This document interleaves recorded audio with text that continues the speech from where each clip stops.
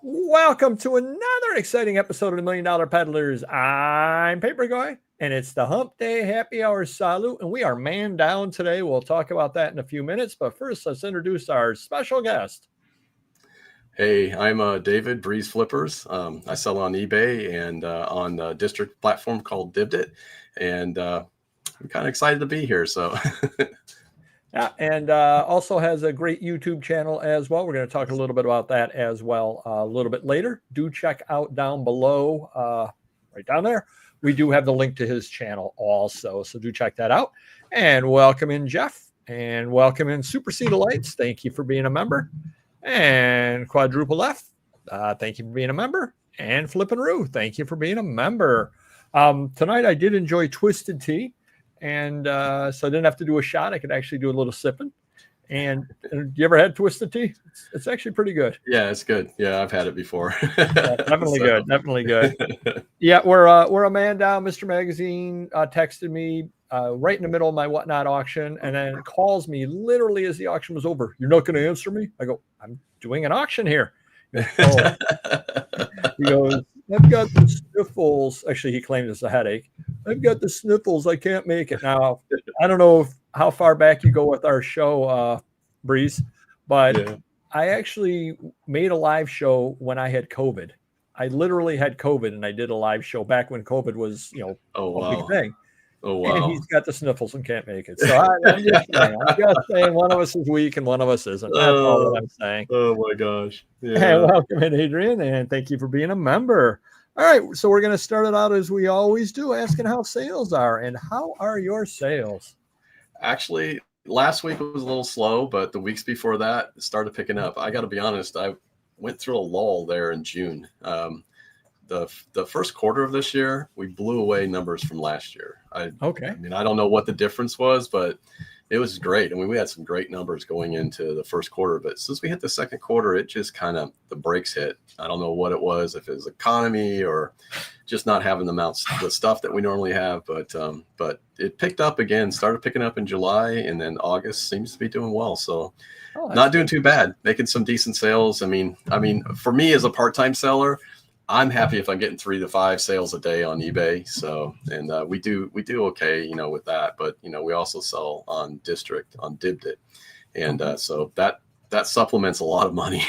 So we've done quite well on that. So now, you say part time. You have a day job, or? I do. I have a day job.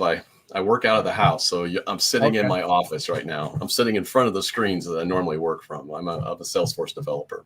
Oh, okay. So that's what I do all day long. But this is my part-time job. This is going to be my full-time job because my goal is to retire here in about, well, I'd like to retire tomorrow, but it's probably more realistically 3 to 4 years. But so I'll retire and just do this full-time. So.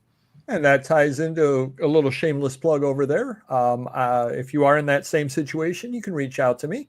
I do offer consulting services, and I can help lead into that transition or any transition you might be making. And shameless plug there. That's awesome. And welcome in, Stephen. And awesome, Monique. Good to have you in.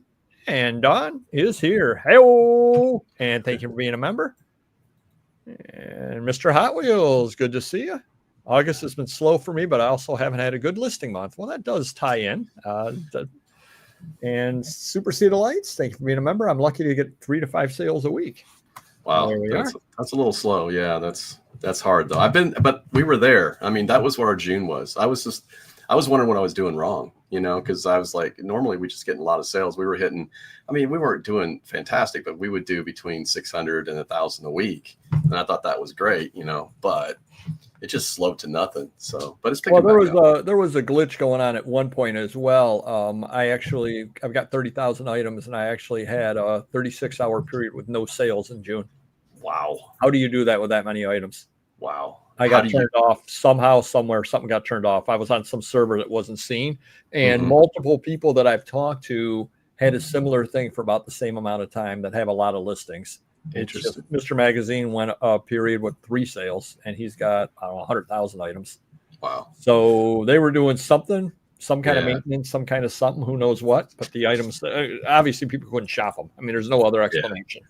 Yeah, because that makes sense. Well, that with that many items, you've got to be making. Accidentally. Yeah. I mean, they're just like accidentally would make sales. Like, that doesn't make any sense. Yeah. So obviously they weren't visible for a period of time anyway. How do you have 36,000 items? That's just what I want to know. I'm impressed. I've been doing it. Well, I've got 32,000 on eBay, 21,000 on Amazon. So we're at 50. Okay. So we're just over 50,000 items myself. Yeah. Just been doing it since 2002, and it just builds up. Wow. Yeah, you do more items, list items every day, and if you keep listing more than you're selling. Well, that's the goal, right? So, yeah, that's one of the challenges when you're part-time. Right. And I was until recently. I was until I retired about a year and a half ago. Oh, okay. So, yep. Great. So I was. And hit the like button. Great advice right over there. And record album sales have been good at the flea market. There we are. Yeah. Love flea markets. I'm starting to learn to like flea markets. And my sales are experiencing a spike because I just moved all 16,000 listings from U.S. to the Canadian eBay. Oh, wow. And they're all probably new listings over there as well. Dawn's out of Canada. Okay. And there's issues potentially going on with the border and all that stuff. So she's being proactive on stuff. Makes sense. My eBay sales have definitely slowed down. It's an okay day. They've been okay. They're not as good as they were last week. But if that 20% off coupon, basically eBay sent me an invite a couple of weeks ago to have a 20% off coupon. And they would showcase my items along with other people, but it was by invite only. They sent me that. They sent me the contract to click through on. I wasn't able to click through the contract. I had to reach out to help multiple times. Finally, one of the help people said, try an incognito window. I tried the incognito window. I was able to sign up. No problem at all. I signed up for it. Here's the kicker on that, though. They will back charge you the 20% off. So in other words, I don't know if it's active right now. I don't know if you buy something for me for $40. I don't know if I owe eBay $8 or not. I don't know because I can't find it anywhere on my dashboard. I just know that it was active or it's active for a week, but they didn't really give you a lot of details. There's nowhere to find it at. The plus side is my sales have slowed down enough. They might actually owe me money. So, well, that's not a bad. It's not a bad thing. That's not a bad thing. Look on the bright side there. Always look on the bright side. Promoted listings. 39 sales were promoted out of 71, so about 55%. Do you use promoted? I do actually, and I've been toying with promoted for a while. So when I started, my story I started eBay.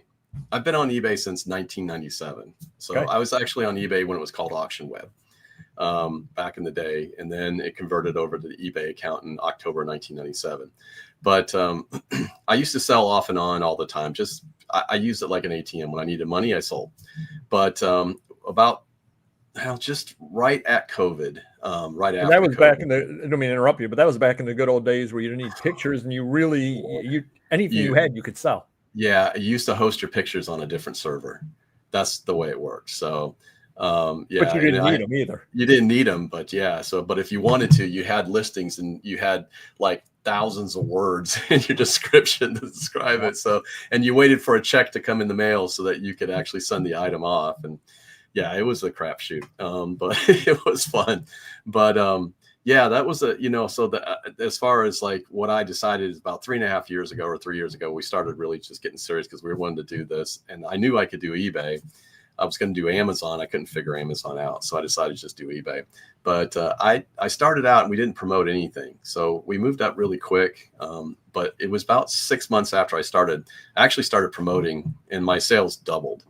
So I do believe in promotion. I wish I didn't have to, but I promote at an average about 4 to 5%. Okay. I mean, I don't go overboard. I've tried 8% and I've tried 2%. And it seems like 4% was where I make, enough sales that it makes me happy. So, right. But it's about 50-50. 50% of my sales are promotion. 50% of my sales are organic. There we are. John Doe, part-timer. Thanks for being in, John. Part-timer, I've gotten 7 sales today, but I don't really want that many as I'm working 20 hours as it is. I'll reward myself by buying something I want but don't need. There you are. Oh my gosh. I make my living off people like you who buy things that they want but don't need. Thank goodness for things like that. Otherwise, I'd be starving. Offers, 162 old items, 294 offers I was able to make to watchers this week. Last week was 303. So I'm averaging about 300 offers I can make to watchers every week. 222 last year. And this just shows you a little what's in your future. 2 years ago when I had the day job, and I had fewer items listed, et cetera, I only had 135 offers I could send to watchers. So, wow. And it was 294 this last week. So it's over double the amount just because I got more items listed and so on. Right. That's pretty good. $1 million peddlers over on eBay. I sold 2 items, and Etsy, I sold 6. You ever try Etsy? I've not tried Etsy, but my daughter has done very well on Etsy. She would sell, she'd make jewelry and upscale, or what do you call it? Upcycle clothing and different things. And she's done very, very well on it. So she kind of dropped away from it a little while she was finishing her master's, and then she just graduated. So she's now got a job. She's almost off the payroll. We're getting close.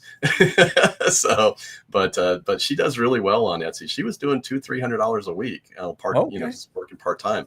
So, and she's kind of, I would call her kind of a nerdy girl, but she's a costume designer. So what's her degree is in. Costume design technology, but she designs a lot of odd things and sells those, and they do very well. So there's a market for that. So, cool.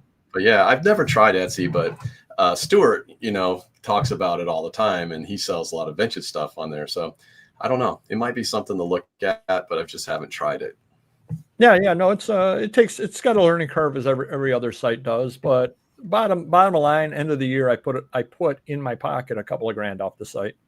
Wow. I'm happy with that. Yeah. And literally, how much time do I spend on it? Well, obviously the time packing, but otherwise I literally list 2 items every day on it. That's all I do. 2 items every day. Use a cross lister of any kind, or you just do that? No. Just do it straight.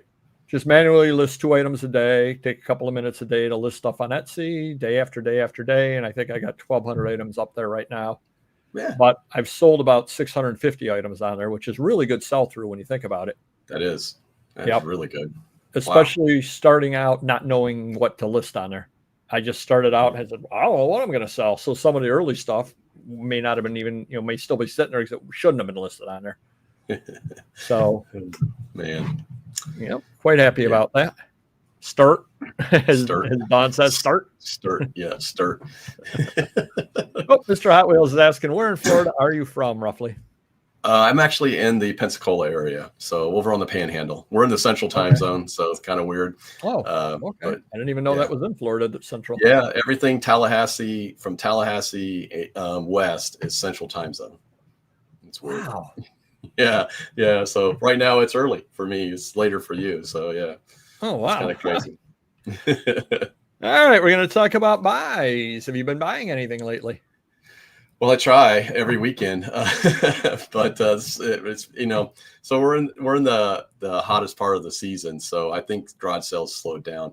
I do hit garage sales every Saturday. I mean, I go no matter what. But a couple weekends ago, I did pick up some vintage Game Boy cartridges. And so I picked up a gold Pokemon and a blue Pokemon. I picked up like a Kirby. I think Mario Land 1 and Mario Land 2, just picked them up for it. He's like, well, how much do you want for it? He's like, I don't know, $1 each. I'm like, okay, I'll do that. So I test them, they work, and just listed those. So, I mean, they're average anywhere from $60 to $90 for the gold, and then the blue would probably get somewhere around $40. So, and the other ones are $20 each. So I'll do pretty good on that. But yeah, every weekend I try to find something. I don't know. The weirdest thing I bought last weekend, and it was kind of a whim, and I probably shouldn't have, but I was at a estate sale, and they had, are you familiar with Monty Python's The Holy Grail? Yeah. Okay. Well, they had the 2 dolls from the Monty Python, The Holy Grail in the box, the Black Knight and the taunting Frenchman. Yeah. And they're brand new in the box. So I ended up getting them for $20 each. but they should sell. I think I could sell them both for about 90 together if I wanted, but I don't know. We'll see. I I love that show so much. It's hard to sell. So, price them at $150 for the pair and hope you never sell them. Yeah, we'll see if they sell. That's kind of the way I do a lot of my comics that I have that are graded. So there's vacation in Destin quite a few times. Destin's beautiful. Yeah, it's about an hour and a half from us, so it's beautiful over there. I've never heard of it, so I have no idea. Yeah, it's quite lovely. Very expensive, but nice. It's where Britney Spears and Luke Bryan, have places and party up. Okay. All right. So I ended up spending $120 with a dealer locally that I've dealt with for a long time. Did go to Madison Bachville, which is a huge sale up this way, antique show up this way, about 1,000 dealers up over here. I had gone previously on a Tuesday that week, and so it's a week-long show, and I had gone on Tuesday, but it was 96 degrees, and it was brutal. Went back and did okay. I ended up hitting one dealer that I got some really good stuff off of, but other than that, I mean, it was fun. It's always fun to go there and see the dealers that and all that kind of stuff. And I will have a haul video coming up. It's sitting on my phone. Just got to get random neighborhood kid to come on over and put the stuff up. He's basically working out of town 2.5 hours away for the next year. Oh, so, but he's getting an extra $5 an hour for working out of town. Oh, wow. So, and he's 21 years old. And so have your fun. That's what I told him. Have your fun and save your money. Yeah. I wish I could find somebody to edit my videos, but I don't. It's a lot of work. I don't mind doing the weekly videos that I do, or the bi-week. I do two or three videos a week on the Flippers channel, but I have hundreds of hours of picking videos, that I just cannot get to. So I'm going to try to find somebody that can do it. So and I'm same place, because I do voiceover and all that, or he sets up, so I do voiceover and all that. So I don't know how to do any of that stuff. He showed me multiple times, and I look at it and go, yeah, okay. Sure, you got to do this. Oh yeah, I get that. But it was funny. I did come home from the flea market. I did do an overnight at the antique show. Came home, and there were 2 boxes sitting on my porch, on my front stoop. And I go, "What are these?"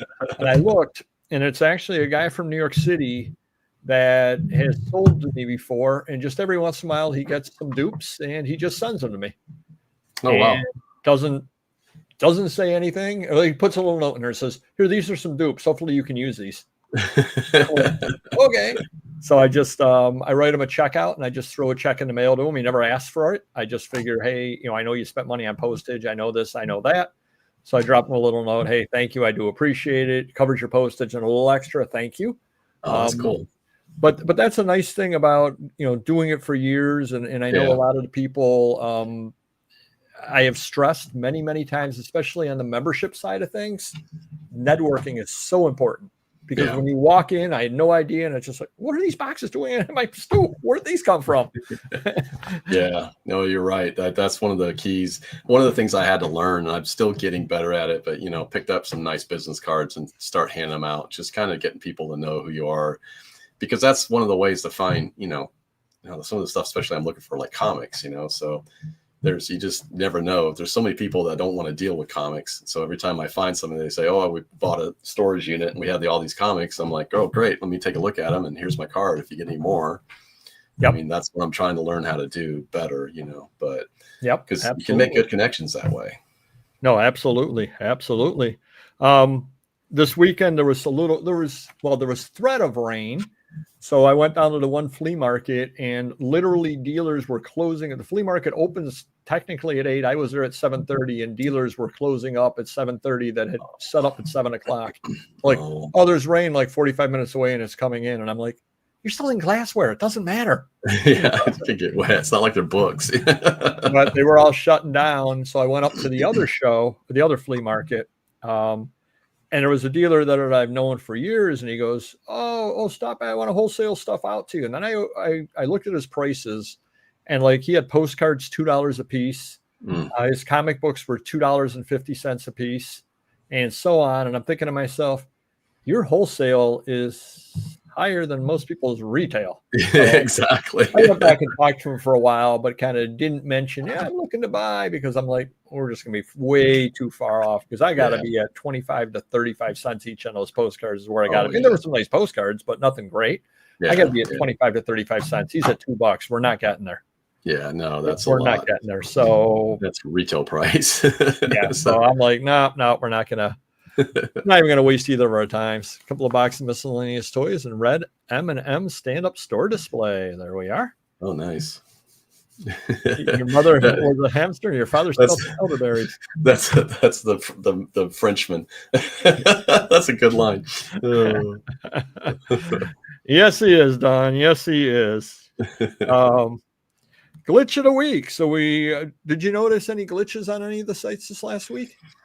I really haven't. I noticed some changes they were making. And of course, some of those were brought out on the eBay Open.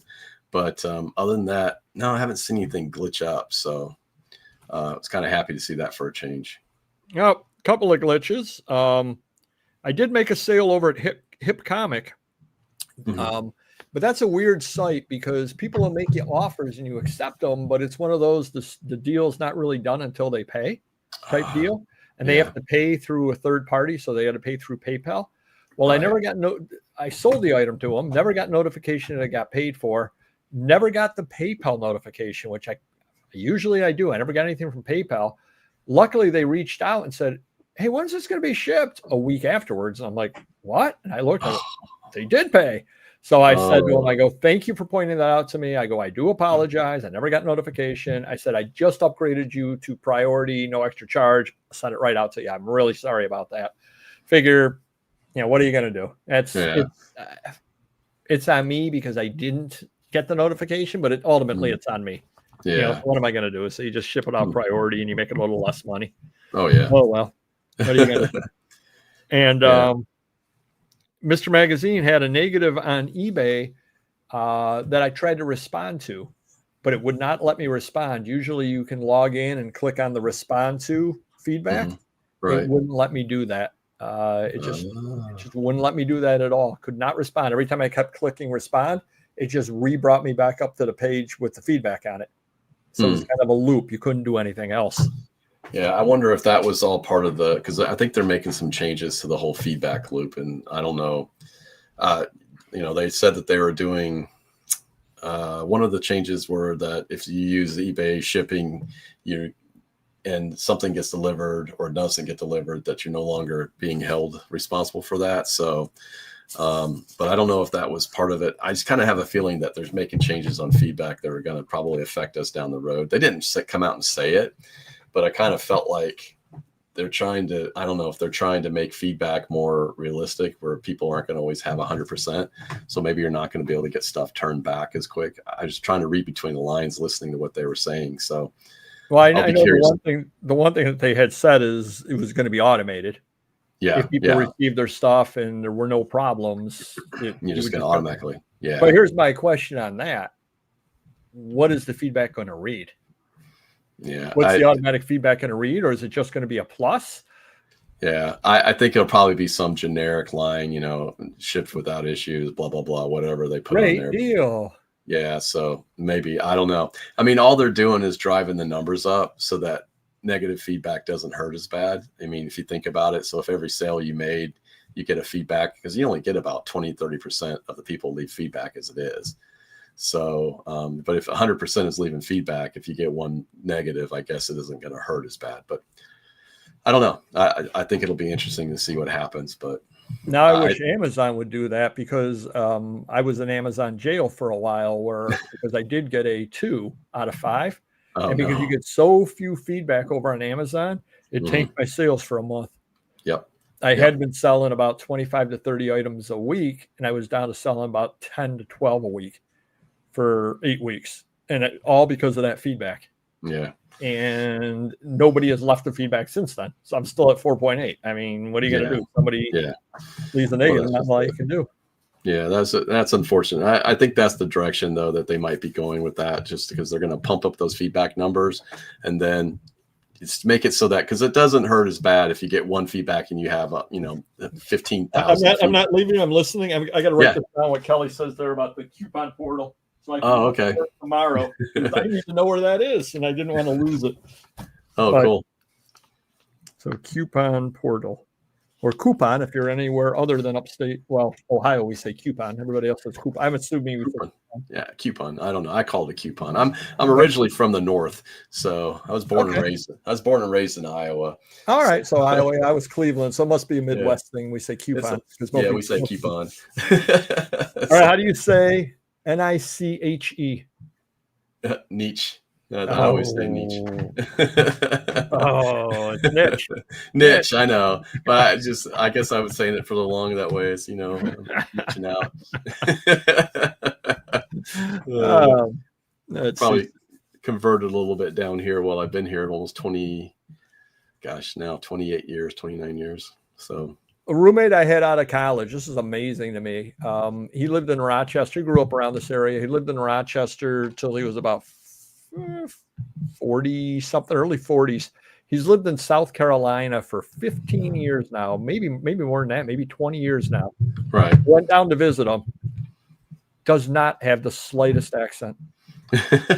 20 years and he's not picked up any accent whatsoever from South Carolina. And I don't understand that at all because I've been up here for 30 years and I definitely have an upstate New York accent. Yeah. No, it's kind of follows you. Well, I mean, it's for the longest time, I think I had a Canadian accent. I used to work in a hockey rink, so it just kind of picked up the A and all that. And then I moved down here. So I don't know. It's, I guess I can't hear myself, so I don't know if I have a Southern accent, but Well, that could be your thing at the flea market when you're walking by and the guy's trying to sell you something that's too high priced. You go, take off, eh? Take off, eh? Yeah. Hey, you hoser. I was just around way too many Canadians for a long time. So, so you were talking about site changes. There's a couple of site changes going on over there. One thing is eBay for parts. I don't know if you saw this change or not. They're lowering the feedback window to the return window to 3 days. So in other words, I can't buy something or other that's listed for parts and a week and a half later go, it's not working. But yeah, you're right. It's not working. It was listed for parts. Right. Realistically, the only way you should ever have a feedback on something like that would be if I'm buying the blender for you for parts and it's missing a part that I need. Right. Yep. No, for parts of repair, that's I've had that happen. I had that happen just about 2 months ago with a calculator, and I knew the calculator return button didn't work. It was a graphing calculator, and I said for parts of repair because I figured there's people out there that'll fix it. Somebody bought it, and then 3 days later said, "Hey, this doesn't work." Like, it said for parts of repair. I go, what part of that did you miss? So anyway, I mean, I'm nice about it, but I didn't take a return. I was like, I'm not going to do that. I sold it the way I'm supposed to. And listed it. So Mr. Hot Wheels asked a very important question. Do you drink pop or soda? Oh, soda. Now I grew up drinking pop and now I drink soda. So yeah, down here it's soda. And everything down here is Coke. So it's always Coke. What kind of Coke do you want? I don't know. Pepsi, I guess. I don't know. Etsy has just reached out. They're going to be sending out more notification next week, but the Inform Act, which of course is a federal law, they're requiring updates for the Inform Act. Now I went in and I reviewed all my information and I'm like, everything is right. But apparently they sent you the link to review it. And then next week they're going to send you the link to officially do it. I'm like, okay, if that's the way you want to do it. Whatever. That sounds about right. And eBay is going to be requiring more immediate payments. They're really trying to get rid of the unpaid item. And again, the biggest problem with that are the people that buy multiple items. Mm-hmm. Now they're saying that they're going to have something that you can click a button that says, I want to continue shopping with this guy. And then I think you got up to a week to continue shopping, which if that works out, it's not a bad idea. Hopefully us as sellers get notification that that's what the buyer is doing. Right. Because we can close, because remember, here's the problem. A lot of people are set up to automatically put in for a date and get their fees back after 4 days. Right. So they've got to override that because you buy from me, you click that you're going to be shopping for 7 days. I automatically close it after 4. It's a little bit of a disconnect right there. Yeah, that's going to be a problem. I wonder how they're going to deal with that. But I mean, it's not a bad thing for people like you, that people like me that sell a lot of comics or sell a lot of these magazines that I have.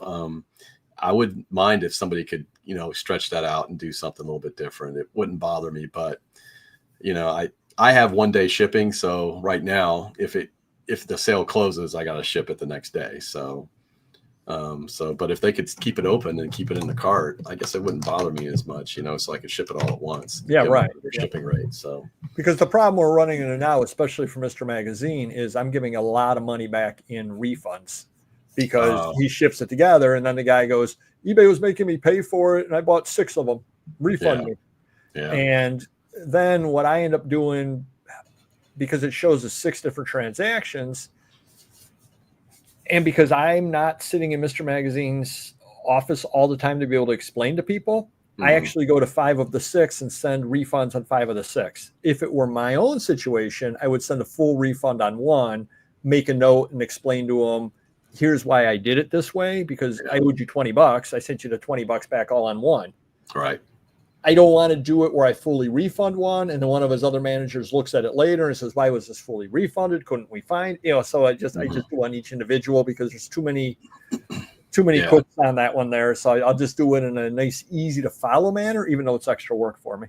But my own, I would do it different because my hands are on every transaction. Right.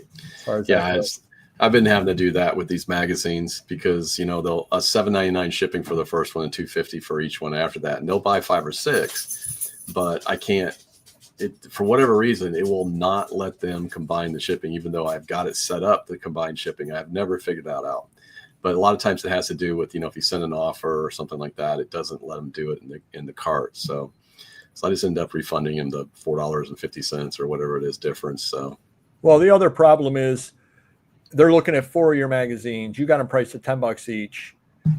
They watch one. You send them an offer for $8. They want to pay you $6, so they send you a $6 offer on that, the counter. You accept it. So then they send you a $6 offer on the other 3 they're interested in. You accept them all. Yep. You can combine those 3, but you cannot combine the counter offer one. The counter offer one cannot be combined. The 3 now the workaround is you counter their counter. So they counter you at 6. You then counter them at $6, same price. They accept it. Then it can be combined. You tell me. It's one of the eBay quirks that we may never get fixed, So right. And it's one of those. Try to explain that to a developer in India, what's going on, and they're exactly. Look at you, and you're like, they're not going to figure that out. They're like, oh, that makes no sense. Hey, welcome in, La Paper Passionista. Ciao. How are you doing? A couple of other things over there going on, and I did get a coupon today from eBay for eBay Live. Actually, a fairly good coupon. I think if I spend $50, I get $25 off or something like that, and I can use the coupon multiple times in future shows. I think I have to spend $100, I get $25 off or something like that. So my question is, are they going to start really pushing eBay Live? And are they going to finally open it up to sellers? Because they've so few sellers on there. Are they going to open it up? And if so, are they going to be smart about it and go to the various other live selling sites and see who's got a good reputation at those and pick those people off? I honestly, this is my opinion because I watched that episode, that part of it. They're only opening up to the bigger sellers. The smaller sellers, basically what she said was go get practice on YouTube or TikTok or some other competitor, like different live channels, and get experience out there. But they're not letting just anybody on. I mean, these are big sellers. So I personally don't ever see a day where eBay Live is going to be as open as Whatnot is or District. I just don't see it. I mean, I may be wrong, but from everything that I see, the only sellers on there are the really big ones. I mean, you got ANZ Comics, you got it's like Rabbit Comics, you got a bunch of these guys that are really big sellers. They're, and now they're letting some clothing sellers in. But if you look at the sellers, they're pretty good size. So I don't know. I just don't think it's ever going to get to I don't think it's ever going to come to my level. So maybe I'm wrong on that, but I just got a feeling that I think it's not. So. Yeah, right. No, it should be interesting to see. Well, I guess that was what I was saying though, is go over to the Whatnots and say who's been running shows for years, has good feedback on there, and has handled volume. Yeah, and they may they may be doing that already, but I mean, some of the people that are big on Whatnot don't really care about eBay. So, right, you know, right. but, you know, and that's kind of what I think Whatnot did in the very beginning is they got the big influencers and the people that were on Yeah. there, and that's how they started. But I just don't see eBay ever going to that. I mean, I think live selling is kind of a thing that's going to be big in the future. I think it's going to get bigger, but I just don't know. I just don't know if eBay will ever cross that bridge. They'll keep it. I mean, they'll do okay with it, but I just feel like they're not going to ever let the little guys in there. Right. So, time for item of the week. And I actually bought this down at Mayville. And you like comics. Now, this might be a little early for your comics. Do you know what that is? Willie and Pam. Oh, Willie wow. is, what? Willie and his Papa. Okay. Couldn't see it. Yeah. No, it's hard. I got to be careful because I got the green screen. So sometimes things disappear. These are Platinum Age comic books. So these are the things that when you find in the Overstreet guide, these are right up to Victorian age. You get the Platinum Age. So these are this is 1901 or something other like that, 1905, something other like that. Oh, that's awesome. I collect these. Yeah. So I love things like this. And this was actually funny. This was the dealer down at Mayville that was shopping the room when the show opened. And I saw this on his table. And he had it priced at $20. And I go, oh, that's good. I know that's good. So I'm like standing there. I have it in my hand. And I'm standing there. And I'm asking the other dealer, where is he? Oh, I don't know. He's around. I'm like, I don't want to. So I took a couple of other things and put them underneath this table. Told the other dealer, the stuff's mine. I put it underneath the table. I'm buying it from the guy. So I'm shopping with one eye in his. As soon as he got there, I like sprinted it over. Oh, this stuff's mine. I got to buy this from you. And so I ended up getting this for $20. I didn't realize this actually is listed in Overstreet. And it's about, I did find a Hakes sale for $220, and it's listed for about $240 over in this condition over in the Overstreet. See, I love old stuff like that, man. If I could find those old ones, those are so cool. Yeah. So quite happy with that, and that's going in the personal collection. That's awesome. For now, anyway. Well, probably forever. Well, that's the kind of my stuff's personal collection. Then I'll go, I'm ready to change it up, so I'll drop the price on it and put it up there for sale and move it. I got it with some comics just recently. I did that with some. I had the entire 1 through 4 of Deadpool Circle Chase, and they were all rated CGC 9.6. So I got them all graded myself and got them all done. They came back at 9.6. So I had them on the shelf. I had them up on my wall forever and ever. And I was like, I'm thinking I wanted to get 9.8s. So I sold them all. And then the next day when they did sell, my wife's like, what are you so sad? I'm like, I sold them. I don't know if I really wanted to, but oh, well, I got good money for them. It's like $400 for all 4 of them. So, well, I guess the positive on things like that is unless they were some, 1,000 variant cover or something like that, you can get them again. Yeah, I can get them again. With a lot of that stuff, you can get them again. You know what I actually did pick up, and it's sitting over there. How familiar are you with Our Army at War? I know the comic, yeah. So when I was growing up, 81 was the good issue.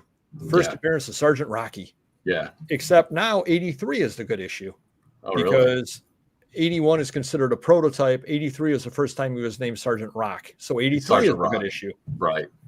Well, 82 had Sergeant Rocky, and it's always been kind of the in-between issue. Mm-hmm. It's a good issue, but not a great issue. Yeah. Comparatively. And I was going around Madison, and I have 2 copies of 82, but both of mine are coverless. How I got 2 coverless copies, I have no idea. Walking around, and a guy had one there, and he was asking $395 best offer on it. And I go, I need one with the cover. So I went up and I brought it up to him, and I talked to her for about 10 minutes. And finally I said, oh, I'm interested in this. It's the best you can do. And I think she said $250. And I said, done. I need it for my collection. Yeah. So she was happy with one of my collection. Now I got one with the cover. Awesome. I could find the 2 coverless ones and sell those. And, I'll probably get $40-$50 a piece out of the coverless ones, because it is still a good issue. Yeah. But, no. Yeah. I don't have too many. I actually have. I might have one of those in my box. I don't remember if I do. I got a lot of the Sergeant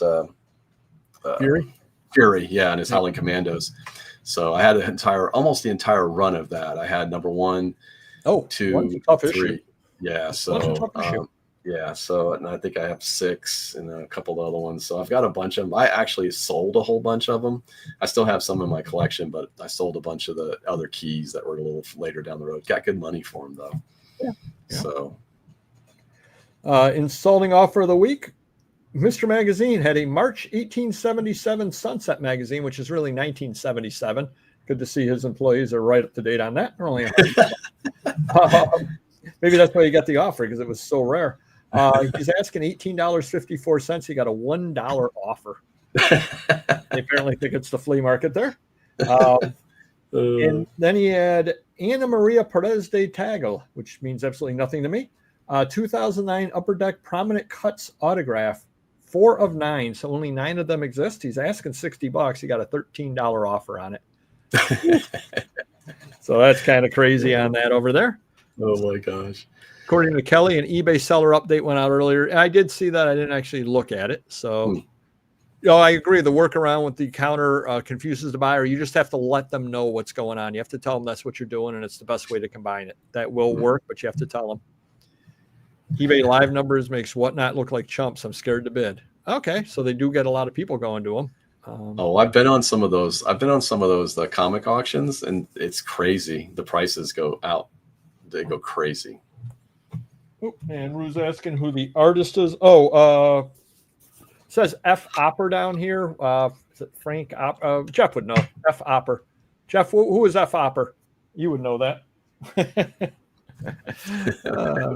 Speaking of comics, I just bought 1,000 bags and backing boards in anticipation of my rewards the next couple of months. Nice. That's awesome. That's and the way to buy them too. Paper Go, you gave me a headache. How are your sniffles doing, buddy? Walk it off. Put a little butter on it. Oh, geez. And your hips bad. Your shoulders bad. Jeez Louise. And we got the violins going for Mr. Magazine. So that's the important thing. We all feel bad for him. That's too bad. I was looking forward to meeting him. Have to do him some other time. Always next time. Countdown to Brimfield. You ever been to Brimfield? No, but I've seen it a million times on TV. I used to watch the what was that show with what's her name? They build stuff out of stuff. They always go to Brimfield and they buy stuff and sell it. I forget what the name of it was. It's the lady from the morning show. But anyway, my wife and I used to watch it all the time when they make stuff and redo it. But Brimfield's where they always were. So it'd be fun. Yeah, one of these years I'm going to get over there. But it's time for the Confucius joke of the week. Everybody's favorite time. So Confucius said to the farmer, "How far is it to Peoria?" The farmer said to Confucius, "The direction you're heading, it's about 25,000 miles." 25,000 miles. Oh gosh. And welcome in, Eric. See, everybody likes Confucius better than Mr. Magazine does. I don't know. I don't understand. Oh gosh. Customer issues. So I got one, and this guy has actually emailed me before, and I believe he should be on a watch list. Does the story in about a magazine I have about hypnotist Ralph Slater include any photos of hypnotized women? Like, no. That's a little weird. Yeah, you should be on a watch list somewhere. Oh my gosh. I got a positive today. Well, that's not the bragging part. I got a positive today. Simply awesome. Thank you. Sorry, I have to return. Okay, I'm sorry I have to block you. All right. Oh my gosh. And Eric's working his magic. You were feeling sleepy. There you are. Somebody emailed me combined shipping listing. They were overseas and they don't want to pay the high price of, they want everything shipped, yada, yada, yada. Can you put things together? That way it will be easier for me to buy them because I'm in Russia, which is still under sanctions. Hence, I cannot buy directly. And I have to use the third-party buying service, which takes a fee from every purchase. So if you put the mags together as a single lot, it'll be easier in my wallet, and the shipping will be to Delaware, not international. Dude, I don't know. I don't know nothing. I know nothing about saying I'm selling to your friend in Delaware. What he does with them, That's between you and your friend in Delaware. I'm telling you, a gentleman in Delaware. That's all that I know. that actually happened to me about a month ago. I was helping my daughter move, and I was down there, and I had my store on a time away, and I got an email from a lady in China, and she wanted 2 plush that I had. And she goes, "Is there anything you can do? Because it's, 2 different plush shipped 2 different, it's hard to combine those." And the prices were high. So it's like, yeah, sure. I'll just combine it into one thing and sell it. So I did. And, she paid $100 for them. So they were Pokemon plush, really nice. Yeah. And so she ended up paying for it, but I combined it in one and she sent it. But the funny part is that my store was on vacation. Right. And, whatever I did because normally I've always accepted offers. I've had sales and stuff while it's on vacation, never had an issue. As soon as I did that and made that sale, it said I had to ship the next day. So I was gone. I was like, there's no way I can ship. So I emailed her and said, "Hey, it says I'm supposed to ship and it's going to be late, but I won't be back. I'm on vacation." She's like, "No problem." So, and I emailed eBay and said, "Hey, this is the deal." And eBay said, "Well, since you had communication with them, you'll get this taken off." I was like, "Oh, okay." But still weird. I was like, I never had that happen before. So I sold a postal cover from Poland to Chicago, Illinois, 1946, stamps and letter cancel. 2 days after he ordered it and I shipped it out, "I have to cancel this." Dude, it shipped. I hate when people do that. Like, what do you expect? I'm just going to go stop the postman. Hold on. And then he goes, "Well, then I'll have to return it." I go, "Or maybe you'll get it and you'll fall in love with it and want to keep it." There's always that possibility. Always can happen. I'll play that chance. It can always happen. Oh, this one was crazy. A Woman's Day magazine, $8.95 free shipping. Oh, what a nightmare to start with. I don't know. I didn't realize they had free shipping on it. $8.95. I think I made about 10 cents on the sale. The item showed arrived. They contacted me and said it shows arrived, but I didn't get it. I said, "Well, I've never heard of that. Maybe you should talk to your postman." Okay. Yeah, they said that I should put in and there's some kind of a GPS type scan that you can put in. So I'm going to do that. I said, "Okay, awesome." The GPS scan said it was delivered a different address and we got to try to get it back. They're going to try to get it back for me because they know where it was misdelivered to. I said, "Great." That person claims that they didn't get it. So now you have to put in, I said, "Here's your $8.95 back." I'm not doing all that for $8.95. I'll just eat the loss at that point. I'm not doing all that for it. So they never ended up getting that. And then they said, where was it? "I didn't hope or think it would lead to a not very pleasant day." They're talking about the GPS scan and all that from the post office. "He scared the bejeebers out of me later by speeding down my driveway to scream at me for calling the cops on him. I had never met him before yesterday. The postmaster told me to call the sheriff about mail theft. He said this happens, but not too often, and 50% of the time they give the mail up." I thought, really? Oh my gosh. But did so. The sheriff stopped by. Now I wonder what the sheriff said to the neighbor. We have a farm at the end of a quarter-mile lane off the main road. Needless to say, when we say life is an adventure, some days more so. $8.95 magazine that I lost money on. Got the whole story. Oh my gosh. Maybe it's a cursed magazine. I don't know. Oh, Frederick Burr Opper, prominent American cartoonist and illustrator known for his work during the Victorian era, key figure at the humor magazine Puck. There we are. Oh, cool. His comic strip Happy Hooligan. Oh, all right. Yeah, I know Happy Hooligan. Yeah, I heard of that one. Yeah. Wow. 2 decades. Interesting other things. I did lay out 17 whatnot auctions. They're all laid out. I just have to put them up over the next few days. So got them all set to go up. So some nice stuff over there. Now, I know we were talking before the show. You didn't have the best of luck at whatnot, but you do live auctions. Why don't you tell us about that? I do live auctions over on Dibdit. It's DIBDIT.com. It's part of the district platform. And I've been doing those now since earlier this year, probably February. But we have weekly comic auctions. And this Friday, actually, I'll be doing a media auction with Blu-rays and some video games. So I'll be doing that Friday at 8 p.m. Central Time. I'm in Central. So I always say, but, and then tomorrow night I'm doing comics at 7 p.m. Central Time. So just kind of, I pull a lot of, I do a lot of different variations of different comics. So I have like singles, I do batches and bundles and different things. So, but yeah, I've been doing that for a while. It's been a lot of fun. I've been trying to help them build that platform over there. So they actually made me a moderator on Dibdit. So wow. Yeah. So it's been good. So I mean, it's a good group of guys that started this. If you're familiar with Trash to Cash guys, so Kevin and Dave and Carrie, and then I've gotten to be really good friends with Mike Deathpile Picker and stuff. So he lives up the road from me. So I've been helping these guys as much as I can to build that over there. But I just really couldn't get a good foothold. 80s comics, I have some. I couldn't get a good foothold on Whatnot. I tried. I mean, everybody I've ever talked to says it takes a good 6 months to a year to really get a good foothold over there. But it's just at that time, it just wasn't for me. I don't know. Maybe I should have stuck with it, but I've been doing really well over here, so I enjoy it. So well, the other thing too is you're part-time. Yeah, exactly. And you can't do everything. You just can't. You got to pick. Okay. If you try five things and 2 of them are successful, don't keep beating your head against the wall on the other 3. That doesn't mean that they wouldn't be successful for you. There are only so many hours in a day. Right. No.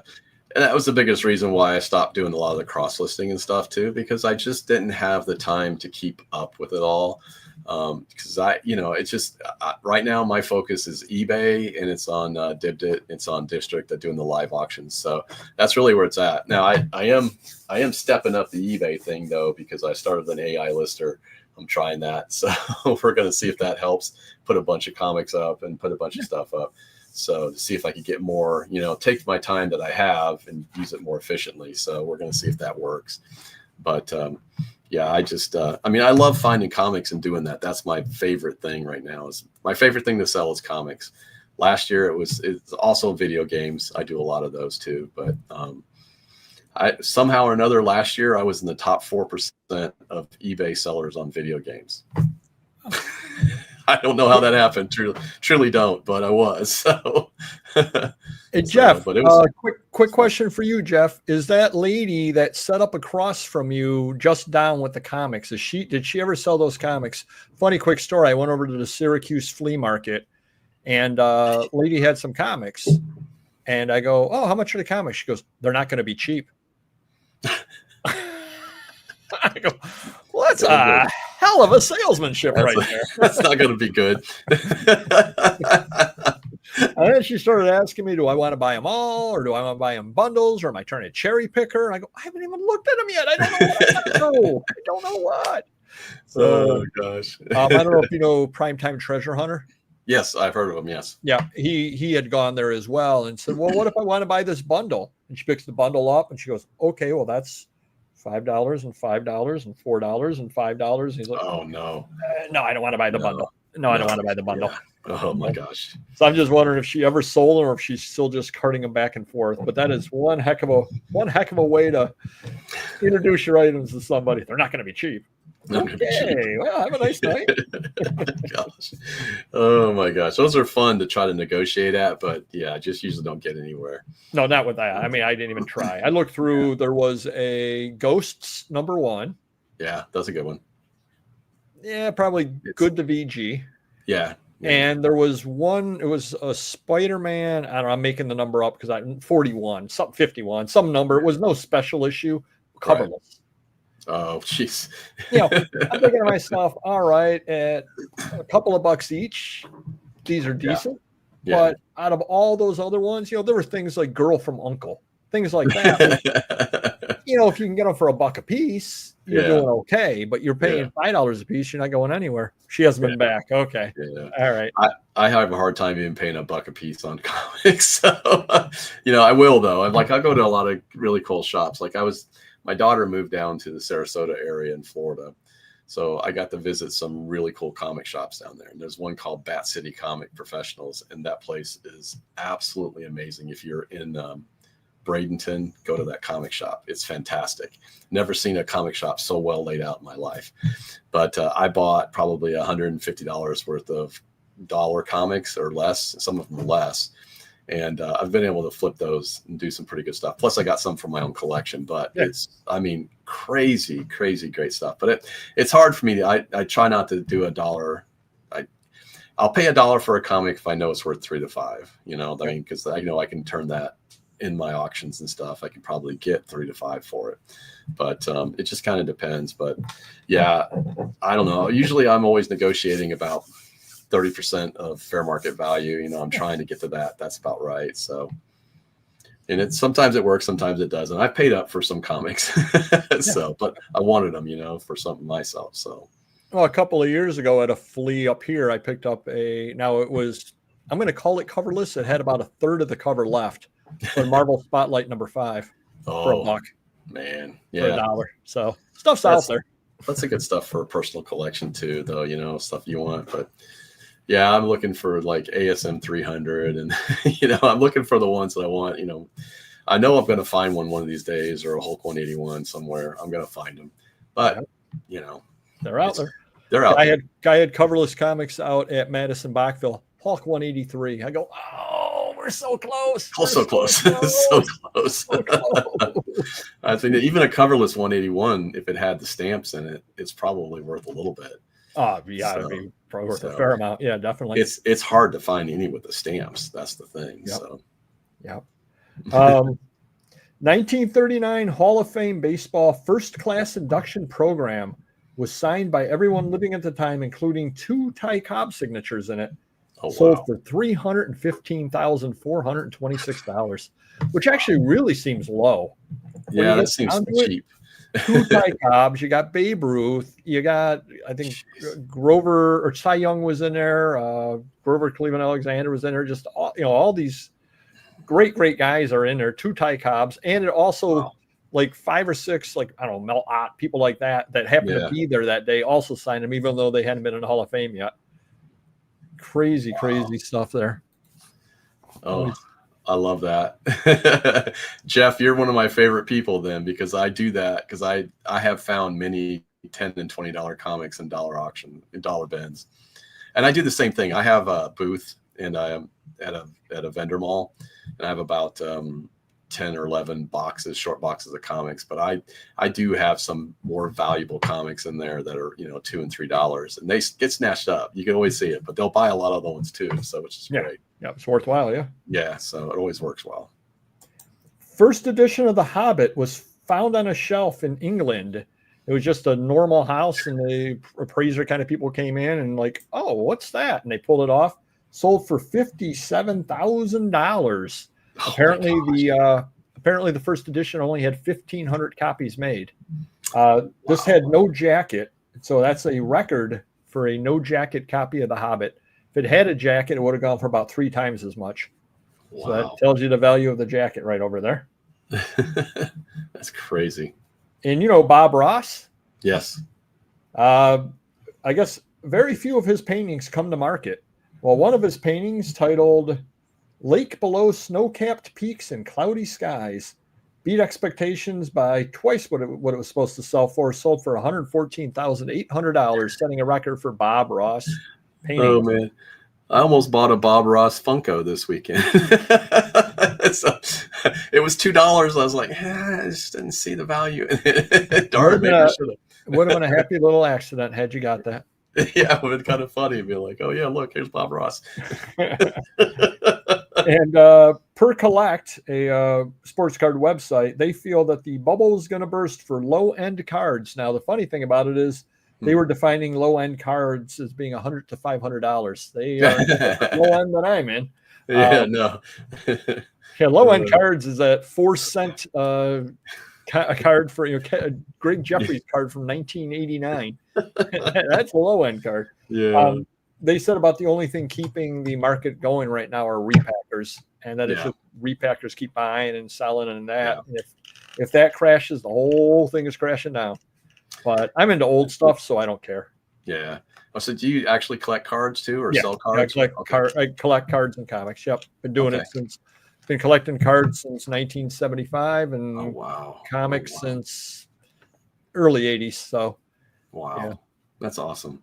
Yeah, cards something I'm trying to get into, and I have a bunch. I have a probably too many. I have a couple thousand cards of various kinds, but I mean, I really like the non-sports ones better. So that's where I'm kind of have a bunch of Marvel. I have a ton of Lady Death cards. That's one of my big things on like auctions. I sell a lot of, I'm a wholesaler with Lady Death comics or Coffin Comics. Okay. And so I buy a lot of their stuff and then resell it, it does really well. But I have if you do over $5 at my auction, you get a free Lady Death card. So it's one of the chromium cards from way back. So it's always kind of fun. So I've been doing a lot of those. So, and then recently, I don't know why, but I picked up a whole bunch of Lady Death Pogs, which seemed to do really well too. So I didn't even know what a Pog was. So I'd never played Pogs, I guess, when I was a kid. So I was like, I didn't know what they were. No, that was one of those. They were hot for about 20 minutes, and that was about it on the Pogs. That's about it. Yep. So Mr. Magazine brought his scanner to Paul Carl, and much as I suggested, Paul Carl laughed at it. There was a scanner I had sitting over here that Mr. Magazine lent me. It could fast process, one of those kind of scanners. And I was busting Mr. Magazine's chops going, Paul's never going to have seen a scanner with vacuum tubes before. So he brought it to Paul, and Paul's like, this isn't going to work. It doesn't go fast enough. So all that trouble, all that whining, all that crying by Mr. Magazine, and sure enough, he didn't need it, which is exactly what I told him from the start, but he doesn't listen. Oh, gosh. Quick question for you. We're getting near the end over here, but I wanted to talk to you about a video that you had up. I've not watched it. I will readily admit I didn't watch it, but it's a great video. I didn't watch it, but I will after the show, and it intrigued me. And if you don't mind giving away a little bit of the video, and people can watch the video in its entirety, talking about the free shipping experimentation. Yeah, so... And, it's funny because I actually watched yours too about that. But so I listen to a lot of people and I watch a lot of YouTube. And about a year and a half ago or so, I started playing with the free shipping thing because I thought, well, I'm going to try and see if it makes a difference. Yep. And I did. So I have about 1,100 items I have on my eBay. I actually have about 550 to 600 of them were free shipping. But what was happening was, and I was starting to kind of see this as it's coming along, was that I felt like my profitability was going down. And mainly because, if you're selling something for $20 with free shipping, you just don't know exactly what your shipping is going to be. And if you're playing with like a percentage to say, I'm going to give you 5 or 10 or 15%, I'm always, my margins are low enough on what I buy. I don't have a problem giving away 15%. So I know that if I'm doing 4% in promotion, I'm doing 15% off, I'm still going to make a profit. Yep. But when you start adding that shipping in there, and especially if it's over £1, like if it's over £1, it's going to North Carolina from Florida, no problem. If it's going to California or Washington or Hawaii, God forsake, Hawaii, it's just gone. There's no profitability. And it was hitting me a lot. And I started kind of really looking at it and going, okay, am I really making more money? And when I started looking at the number of sales that I was making, I wasn't making more sales with free shipping. I was making about the average amount of sales equal. I wasn't really making any more or less. So I think, honestly, what the funniest part was, I noticed that more of my sales were going to the West Coast than anywhere else.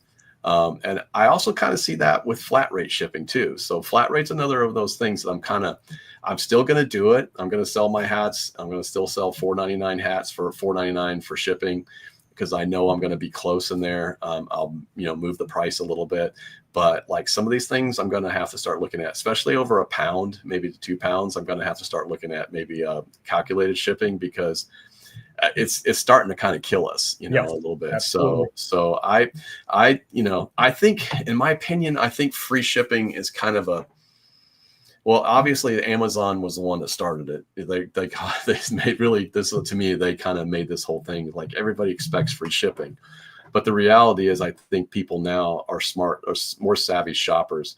I personally don't look for free shipping. I don't care. Like I have Amazon. Obviously, I have a Prime, I'm going to get free shipping. I don't really care. But if I'm on eBay, I'm looking for lowest price plus shipping. That's what I'm looking for.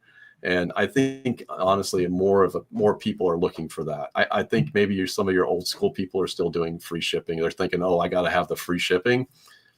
But there's a lot of negatives to it as well because as a top rated seller on eBay, if for any reason somebody sends something back to me that there's no reason for them to send it back, I don't like it, I pay for their shipping to come back, but I don't refund them the original shipping, because I can do that as a top seller. But if you have free shipping, you can't do that.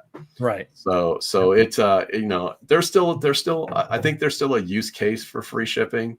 I think if you have something that's under 8 ounces, I think it's okay, to do that. And I think you can build that into the price, and it's probably easier to sell. It's really hard to sell something for $4.99 or $6.99 or $8.99 and charge $5.99 shipping for it. So, but I don't know. So I've kind of starting to move away from it and starting to kind of get away from it. So that's one of the things that it was just kind of starting to eat at me. And I was like, and I was looking around and looking at research, and yours popped up. So I looked at your video too. So I was like, you know what? That makes an awful lot of sense to me. So anyway, that's one of the things I talked about. So yeah, yep. No, that was why, because again, I had done the experiment for 3 or 4 years, and I just wasn't seeing the returns. I just wasn't, and it wasn't the dollar amount, it was the sales amount. Right. And since I've started charging shipping again, I've not noticed, again, I don't think the algorithm weighs it as much as they originally said. Yeah, I don't think they so changed the algorithm, and it does not weigh it.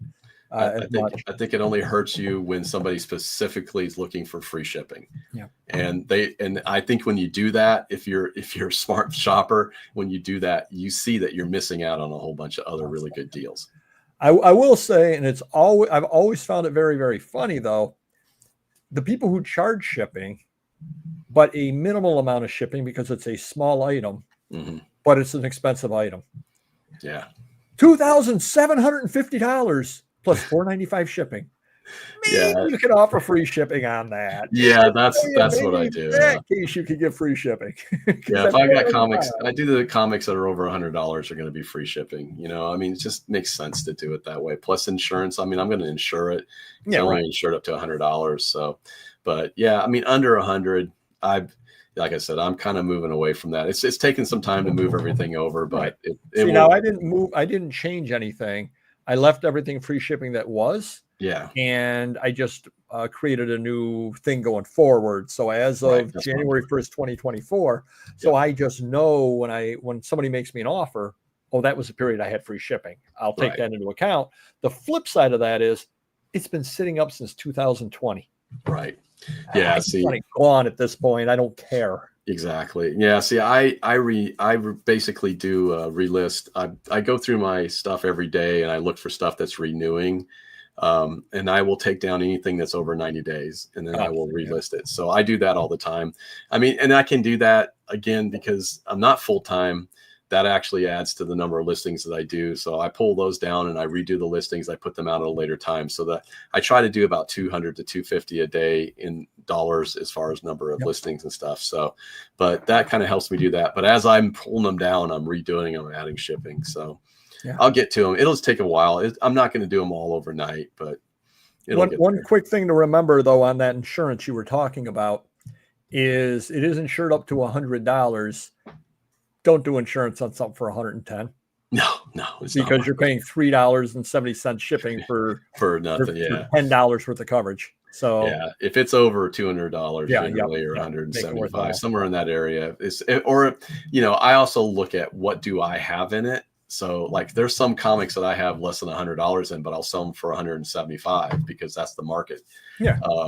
I probably won't do insurance on that because I just want to get my money back, even though I probably lost some, but I take that chance. And honestly, most of the stuff, knock on wood, I haven't had too many problems. Especially graded comics. Normally graded comics, I have no issues. I ship them in Gemini graded comic mailers. I have shipped them all over the world and had no issue. I shipped one 3 months ago to Spain, and I have no idea what they did to it. Now I put it in a Gemini mailer, the hardbound, and then I put it in a bubble wrap, and then I wrapped that, and then I put it in a bubble mailer, and I sent that to Spain, and they cracked it. I have 250 pound weight, or basically weight on that. I don't know how they did it, but they cracked it on the side, so it meant that they bent it. So how do you bend something like that? Wow. And so anyway, it was foreign. It was nice. It was an international sale, so I wasn't held responsible for it. Right. But I felt bad for the customer because it was something they really wanted. So yeah, but they have to know that's not your fault. yeah, I didn't. What It wasn't probably any problem. happened is eBay supposedly repacks some of that stuff. They do, but I can't imagine that they would repack that because that thing is, man.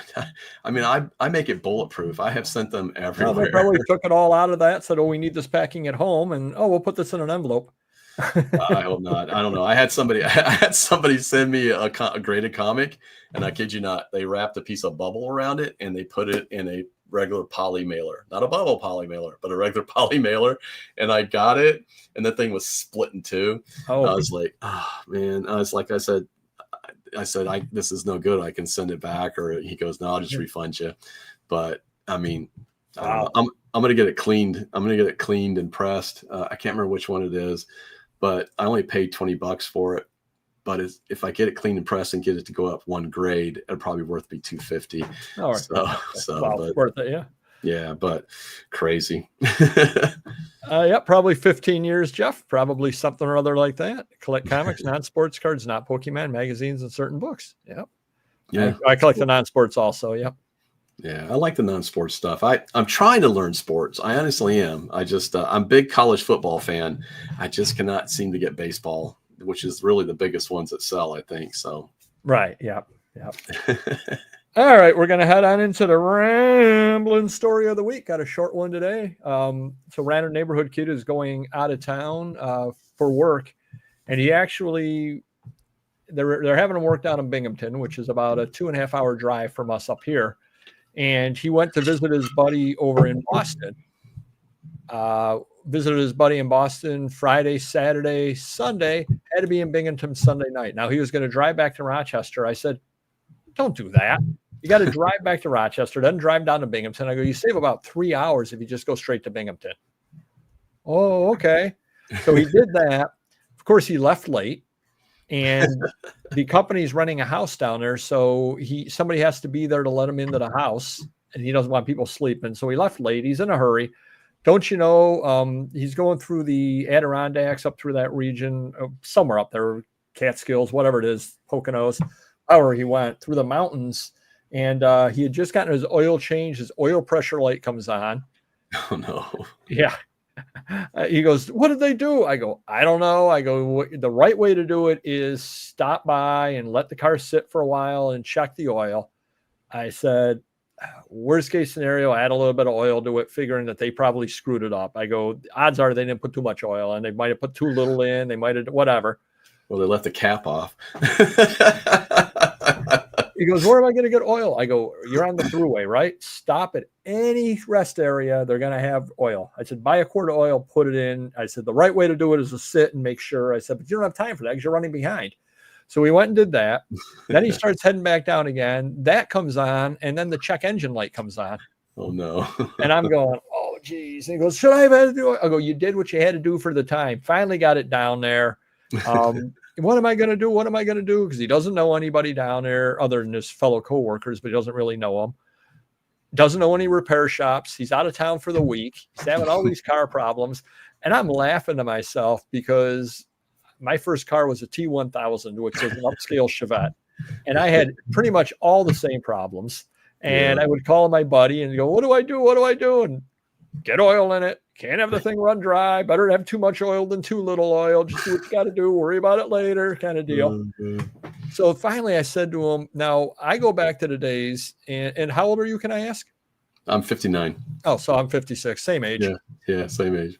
Where the old trick for the check engine light was you took a paper clip and you stuck the paper clip in between, and it would flash up on your dashboard what the problem was. And then you would get the Chilton manual that would tell you what the posting was. What the number, How many times it flashed? 34. Oh, like, okay, there's wrong. Okay. I said to him, I go, they don't do that anymore. I go, doesn't one of the auto parts stores, won't they check it for you automatically? He goes, yeah. So he went and had that checked out. The check engine was just oil pressure problem. Yeah. Hasn't had a problem since then. So the only thing I can think of is it must have been the up and down hills. up and down hills and all that. Yeah. He must have been putting some strain on the engine and everything on that. That could be it. Or, I mean, just think about it. If it's the angles and stuff, it could be, if it's not enough of an angle, maybe it thought it didn't have oil. I mean, who knows? Who knows what's going on? Yeah. But again, I was laughing the whole time because when I first started my job, I was down in Binghamton for a week. Now I stayed in a hotel room, but I was down in Binghamton for a week and had car problems and everything like that. And I'm going, boy, it all just spins around, doesn't it? But it was so easy back then. The cars were so easy. I mean, my first car was a 1968 Chevy 2 Nova, 4-door, white with gray spots on it, looked like a Palomino horse, slant six. I mean, you could just open the hood up and go, okay, there's a part, you can work on it. I have a 2024 Subaru Outback Blackout Edition. I've never opened the hood. I don't even want to look in there. I don't care. I'm like, I'll take it to get maintenance. I have no idea what's wrong with it. If something all right, I got another. I mean, I know we're kind of in a hurry, but I'm going to keep you for another couple of minutes. I just picked up a new Rogue, 2024 Rogue, and I was actually having a problem with it. The hood kept coming open. Oh God! So I'm like, I would send my wife's car. Look, I go, my hood's open again. What's going on? I'd push the hood down. I go, what the heck? So I went to get gas, and I go to pull the gas. You know where this is going. I go to pull the hood. I go to pull the thing, open the thing, and I go, wait, that has the hood thing on it. Wait, there is nothing to pull for the gas. Right. There's nothing for the gas. You just open the gas up on the side, and there's no gas cap on it either. So it's capless, and there's no lock or anything on the thing. But I have fixed my problem. The hood no longer opens on its own. Yeah, I see that. The hood opens every time I get gas. What's wrong with this thing? The Subaru automatically unlocks the gas cap, so you just push it in. So once your doors lock, it locks automatically, but it's unlocked when you unlock it. So yeah, it took me a minute to figure that out too. I'm like, how do you open the? Oh gosh, the blue Chevette. Blue Chevette. There we got a '73 Oldsmobile Vista Cruiser. So I don't feel so bad. Everybody had an old car. Man, I just always remember that car because it had big old holes in the floorboard, and the only thing covering up was the floor mats. So it was a good old car, though. I remember mine because it didn't have power steering, didn't have power brakes. It was transmission or a standard rear wheel drive with no weight on it. Driving in the wintertime up in upstate New York. Yeah, well, I learned how to drive in wintertime. Yeah, with rear wheel drive. That's how you learn to drive. So, no front wheel drive or all wheel drive. No, you learn how to drive with the rear wheels. And I bought the car not knowing how to drive a standard. Yeah, I learned. Yeah. I didn't learn until I was 17. I had a girlfriend that had a stick shift car. She taught me how to drive it. So I loved them after that, but I never learned how to do it. Them, yep. All right. Anything you looking to plug? Just if you get a chance, go check out BreezeFlippers on YouTube. I do a lot of pontificating over there and talking, but I also talk about what's sold, and I love the interaction. So I've been doing the YouTube channel since December of last year. So I've put up about 120 videos. Oh wow! And so I'm trying to make a real go at it. It's not that I'm trying to make money at it, but honestly, it's a great way for me to get stuff off my chest. Yeah. So, and if you get a chance and you haven't, you want to go check out some live auctions, go over to Dibdit, DIBDIT.com. If you use BreezeFlips, all one word, you can get $5 off. $5 off your first $10 purchase. So you can come over and buy comics for cheap. So, come over and follow us over there. And my store is I'm under BreezeFlippers, but my store is actually called Doohickeys and Whatnots.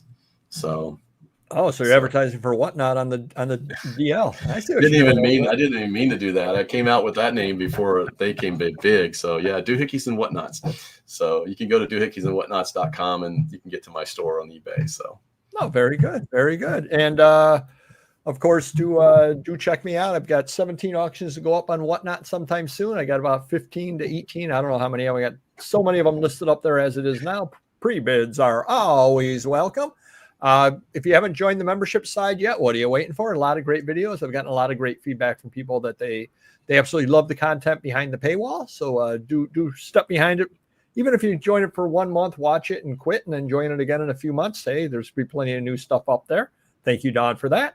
And of course, if you are looking to expand your business, take it to the next level, reach out to me. We can talk about consultation. All right, everybody. And hopefully next week, Mr. Magazine is over his sniffles. We shall see. Hopefully he's having a little bit of warm milk before bedtime and he'll be all better. Maybe he's getting tucked in. Who knows? And we will see everybody next week. Thanks.